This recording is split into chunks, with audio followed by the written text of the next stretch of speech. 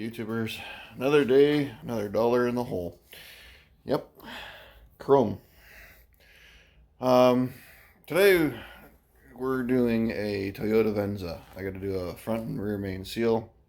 I'll show you here. So I've already been kind of pecking at it during the week. So I've got the airbox and all the beautiful cosmetic stuff taken off. Kind of poking at it, see which way I wanted to go. Whether I wanted to take all the transmission stuff off, which is all-wheel drive, transmission, 2CV axles, and subframe, and all the other crap that goes with that, or do it the non-conventional way and take the engine side out and all of its accoutrements. So I've decided to go engine side. That way I can get the front and rear main seal. As you can see, it's pretty much hosing the entire underneath, and it's even worse, it's well lubricated underneath. So yeah, that's what we're going to be doing today. I haven't done a video in the last little while because I've been working on some other stuff that I can't go into great detail with just yet. It'll be about another 4 months before I can drop that video, and it's going to be private first, and then it's going to be announced. It's going to be an epic. Well, basically a two-parter.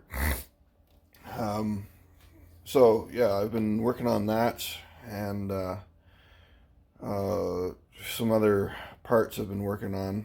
And then on top of that, I took a long weekend to myself to do said secret stuff, and then do some renos on the house. So now I've got an 8-foot fence up front that I'm currently working on. Yeah, I know. I said I wasn't going to do it because it was just another freaking project that I didn't need to get my fingers into. But somehow I've roped myself into doing it. So I think after about August long weekend, I think I'm going to be shutting down the shop and then concentrating more on house stuff. I've got to get Max back in next weekend if I don't have anything else scheduled. I may or may not have 2 hubs to do. It all depends on the owner's availability. I gotta go and get the hubs pressed anyway before I even get the car. So I don't know if I'm going to be doing it next week or I'm going to be working on Max, but I got to get Max kind of fixed. I've got some parts on order to fix the leaking clutch line. I've got one, which I thought when I ordered it was going to be long enough and work, but no, I am fairly short. I go from, well, the thing's perfect. It goes 90 degrees off the master cylinder. It reaches right across the back of the firewall and stops pretty much dead center to the top of the passenger side, right above the exhaust manifold, which is great because it goes 90 again from there. And I'm going to put a new fitting there and have it mounted to the firewall, and then go from there down on top of the fender, around the front of the engine, and slide it underneath the exhaust pipe. Basically, the exhaust pipe on the outside has its own heat shield. Underneath, I'm going to go underneath the motor mount. There's a wire bundle there I'm going to follow up, and then go into the back of the slave cylinder. And hopefully that will be the leak that I have. I went and did some running around. Went and did a dump run. I found out the rear main seal is leaking on it too. Yeah, it comes in 3s. I just did a front main seal on a Saturn. You didn't get a video of that one. I've got front and rear main seal on this one, and I've got a rear main seal on mine. So whoever said shit comes in 3s, well, there's my 3. So yeah, I've got a front and rear main seal on my truck, and the clutch is leaking from some part of my line. I'm suspecting it's right at the slave cylinder and it's right at the back of the slave cylinder itself where the special fitting in an O-ring is.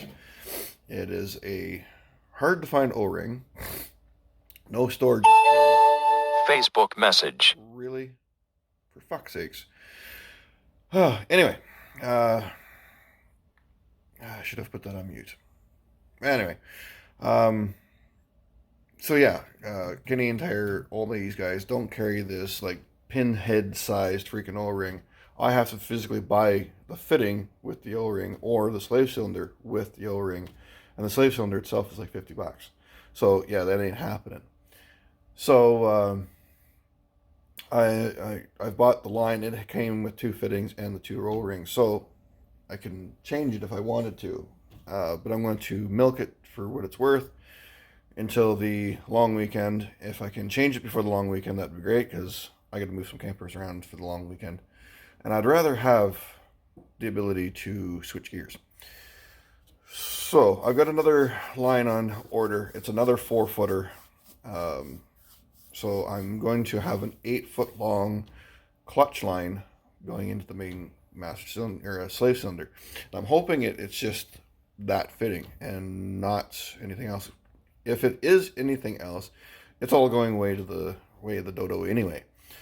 Because it is like 6 inches worth of fittings on the back of this thing to get it to go from the fitting I needed to a fitting down to a copper line. Yeah, I know. I use copper. I know. Bad idea. But it was a temporary permanent fix. And it lasted, I would say, 2 years before any major problems. So this is my major problem. And yeah, I've been meaning to do it. And I've been trying to do like an AN fitting. And that's what I've got, is a steel braided AN, stainless steel, all that. And it's going to cost me about $100. I should have done it in the first place, but you know, I went down to the Canadian Tire and I looked for stainless steel line, and they don't sell it anymore. Who knew? So I just built it as I could get it, so I can get it to drive. So my temporary permanent fix is now going to be going away. So yeah, the six inches worth of fittings I have on it will go away. So if it's in the fittings, it'll go away. If it's in the slave cylinder, I'm replacing it anyway. So hopefully that will fix it. If it's the slave cylinder that is leaking and I've blown seal out of it, well, then I'll deal with that when I pull the transmission out and replace the clutch, because I'm sure it's due for it now, because I'm using an old clutch from the 92 that the transmission came out of, that I put it onto the 04. So,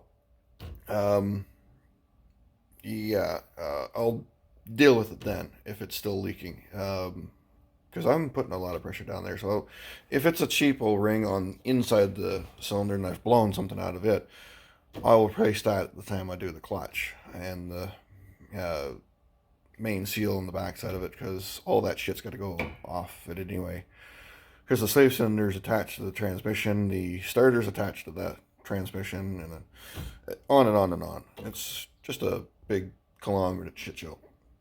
So when I do that, I'll do that. So yeah, it is what it is. So that might be next weekend, just to do the clutch line so I can get it to work for the long weekend. Right. So, like I said, today we are going to tear into this. The time lapse, I let it run on the Secret project, and I let the battery die. And I think I might have filled the card too, but I emptied the card last night, and it's fresh as a daisy and ready to go today. However, I left the time-lapse camera on charge last night, and it's still sitting at 1 bar and flashing. The adapter I think I've got on it's either the shits or it doesn't have enough gusto to charge it. So right now it's on another port. I'm hoping that's a faster port. If it's the same, then I'm screwed. So may or may not have time-lapse for this video.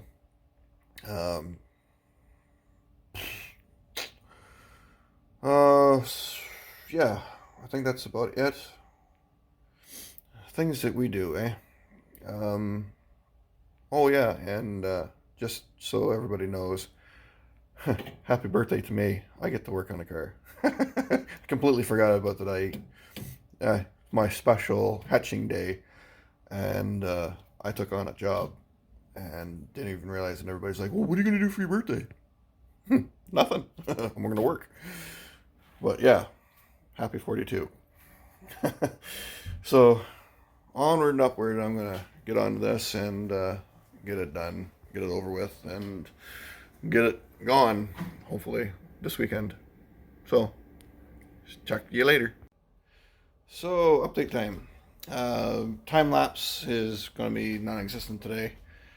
Uh, Damn thing's still charging. I just don't know. I'm gonna have to take it inside and charge. So I've been battling away since about 9 this morning on this, and I'm glad I kind of chose the way I did, because doing it all-wheel drive and pulling the CV axles and transmission and all the other stuff, it is grody as all hell underneath there.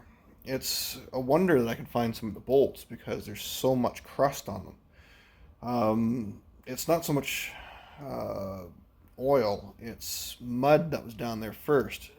It looks like somebody went off-roading with this thing and just caked the undercarriage of this car with Saskatchewan, and it is just muddy. But then add on top of that the front and rear main seals leaking. Now you've got this crusty concrete underneath, and it's just like asphalt. It is nasty. So we are here right now. We are getting it. It's popped off this section. There's bolts all the way around here. There's no hidden bolts except for one down here, but you can still get to it from this side. You just have to move the harness kind of out of your road a little bit, and you can see it, which is really good. There's no hidden bolts, no fuss, no muss. Leave the mount in there. I've left the mount in here. I pulled the starter out just because I needed to get to, where is it? One bolt right there, I think. No. Yeah, it was this one, because this thing has a tall body on it. But yeah, it was that one, and then there's 4, I think, down below, and then there's one just in between the mount here, and I didn't even have to take the mount off. And there's one here, there, and then the little hidden one down there. So, like I said, no fuss, no muss. Disconnect the exhaust, and I'm surprised at the amount of rust that's on that bolt. It just pops right off. And this is a 2011. So it's been fed some hot suppers. It's got about 250,000 kilometers on it, somewhere in there. 297, I can't remember what the dial said. But yeah, everything's disconnected. The wiring harness is on top of it. And to aid its ability to get out, I took the lower crank pulley off. It's sitting there on the floor. I had to use the jack, those boards, and a huge long breaker bar to snap the crank pulley bolt loose so I can wind it out. It's on there with some gusto. So yeah, I took that off, got some room. I took the tensioner off. It's this guy. I took the tensioner off because, as you can see, she's a little bit of a thick boy. So I took that off, took the alternator off, took the AC and dropped it. It's still down there. Took the studs and all that stuff out for it, so it will just sit there and kind of chillax until I get this thing up and out. Left the water pump one out because I figure, twist enough and lift, I can get it out. I also took the lower motor mount. It's right there. I took that off. It's 3 bolts and it falls off. There's also a mount that holds on the all-wheel drive diff to the block. There's 2 bolts to hold that on, and then there's 2 more bolts that go to a motor mount, but it's basically just a rubber bushing and a collar. It is a fucking stupid thing. Wish I could show you. Where is it? I don't even have my light with me. But it's right there. And it's basically just a rubber bushing with a bolt and a square piece of metal, and there's no other rubber on it. And I don't understand. I had to go online to say, well, maybe that motor mount's broken. Nope, it was made that way, which seems kind of dumb because it just sits there in free space. I don't know why. So if I guess something rocks around a bit, it just kind of bounces off that little bushing down there. And the bushing is about yay big. So yeah, I don't get it. So I'm gonna pull this out. I'm gonna get it kind of free hanging. I'm gonna pull it back. I'm gonna put the car back on its tires. I'm gonna push the damn thing out the door. Hopefully not all the way down the driveway, but push it out the door. I'm gonna hose this thing down, give it a nice bath underneath, because oh boy, she needs it. She's a dirty, dirty girl. And we'll maybe start the seals today. I can get at the one, no problem. The back one behind the flywheel, I gotta find out what the torque specs are so I can put it back together right and pull that off. Maybe I'll do the seals and then hose the engine down as well and let it drip dry for the night and put it together tomorrow. I am, oh, what the hell is it? It's 9 and it's about 2 now. So I'm 3/4 of the way through the hours I quoted this guy, but I know this was going to be a bit of a shit show. Trying to get the engine out without a hoist. So I think the dealership's quote about 8 hours. I'm quoting them about the 8 hours and just taking my sweet ass time doing it. I am just lazy daying it. I quoted them the same amount of hours, and the rest of it, I'll just eat. I don't care. I'm in no rush, and he's not in any rush. Therefore, I like these type of jobs. Nobody's in a rush to get it, and I won't miss anything. I hope. But yeah, we'll get this thing out, and I'll get it on the floor. I'll give it a bit of a spritz once I get the seals done, and we'll call it a day for now. And then I can go in and vegetate. Kind of enjoy the rest of turning older. Oh boy, another year. Well, see ya.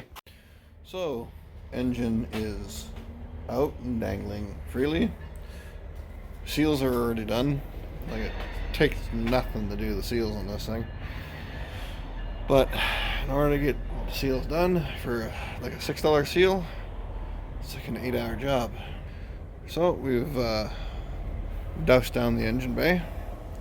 Give it a thorough soaking of pretty much everything I've got around here.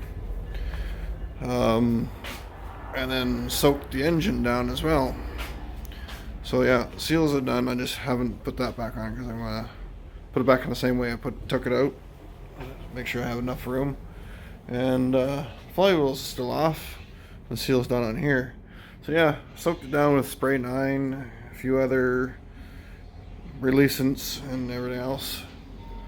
And now I'm gonna go out and push this thing to the end of the driveway or to the end of the garage and give it a thorough and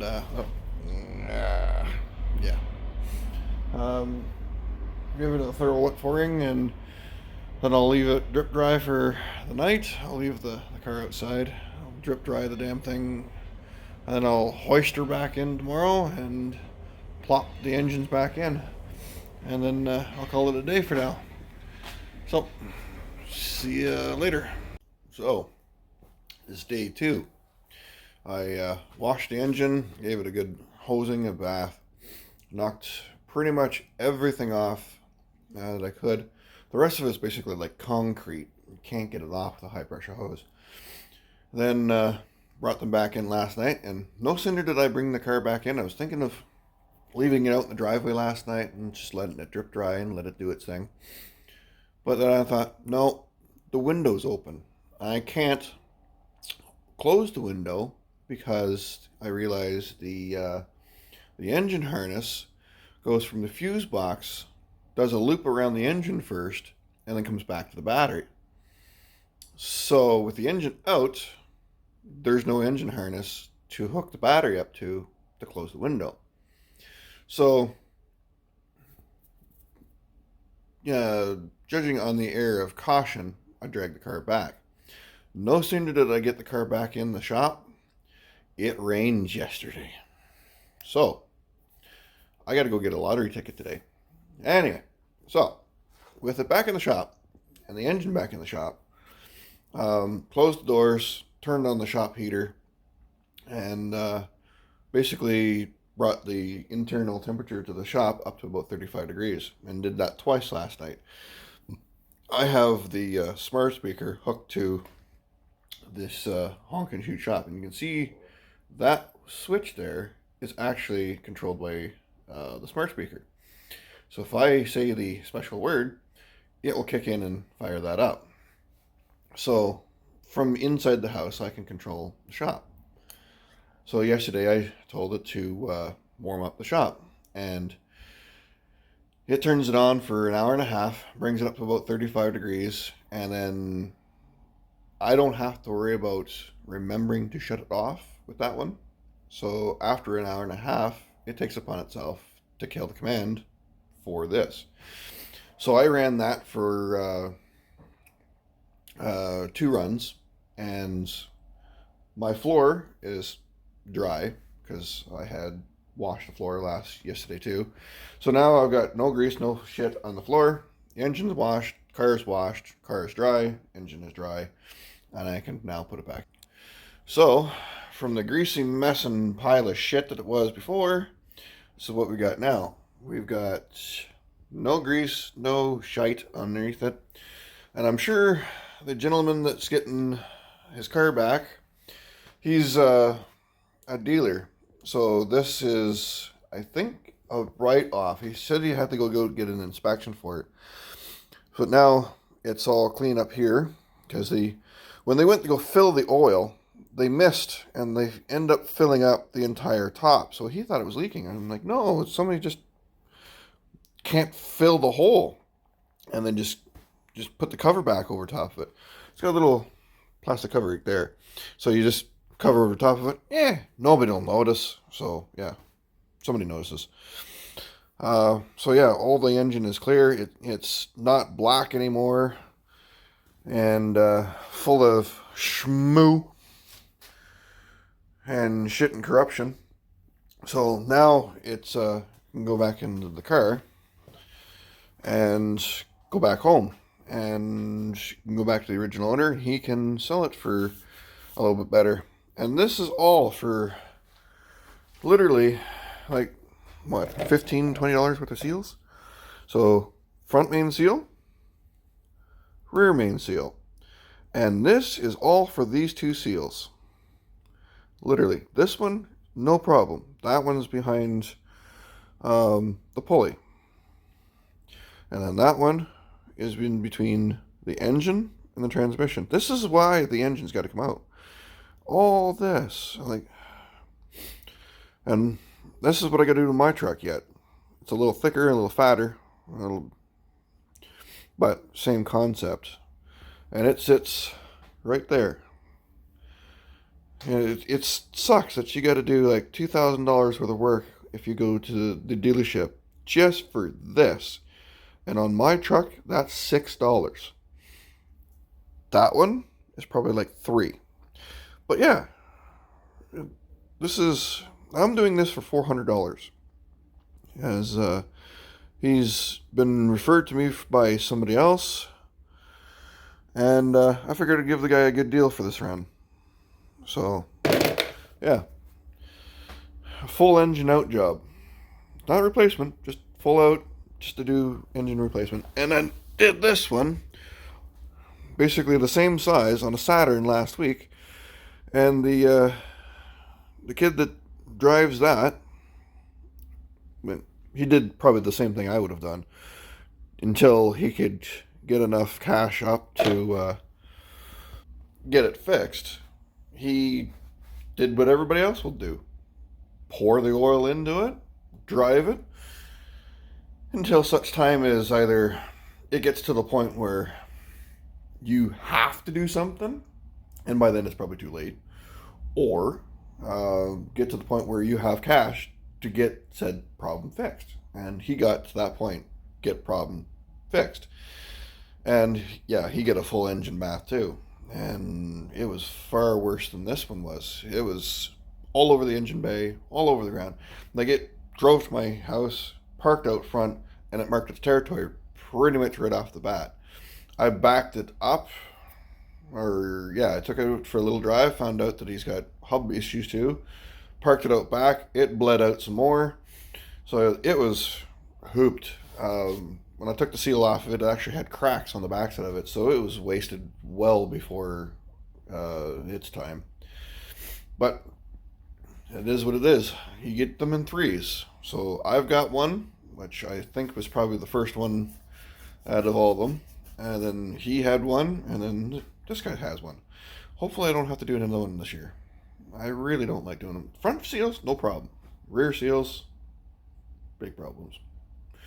So before it gets any worse, people, if you see oil between your engine and your transmission, 9 times out of 10, it's probably going to be the rear main seal that's let go.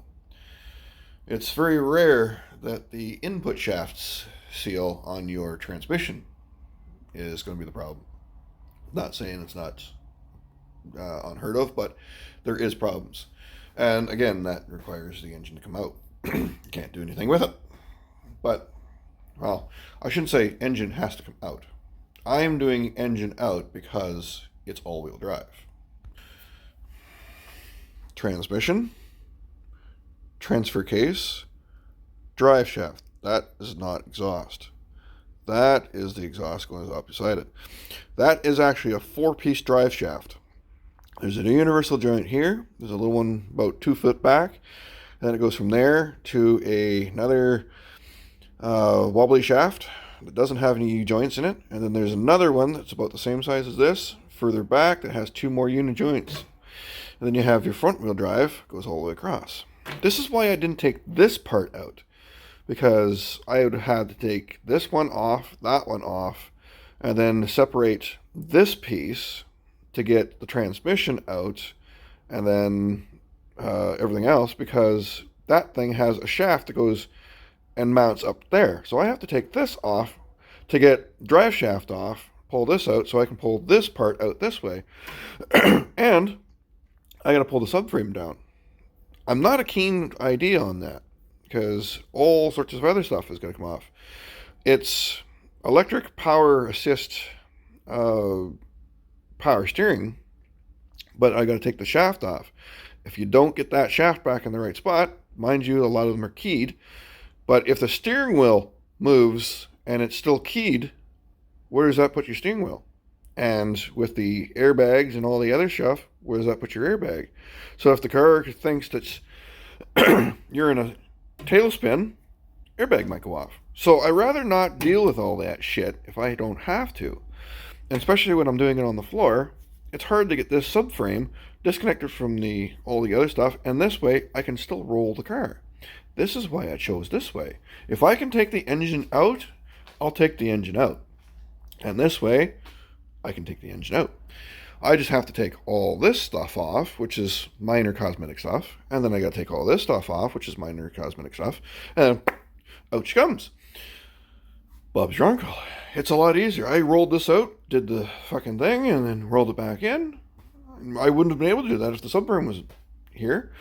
I would have had to drag its dead carcass somehow out to the back and try to drag it back. No. This is why I do what I did. So, people are saying, why the fuck did you take the engine out? Now you know. So, it's time to get the field of fucks back into its home. So, let's get at it.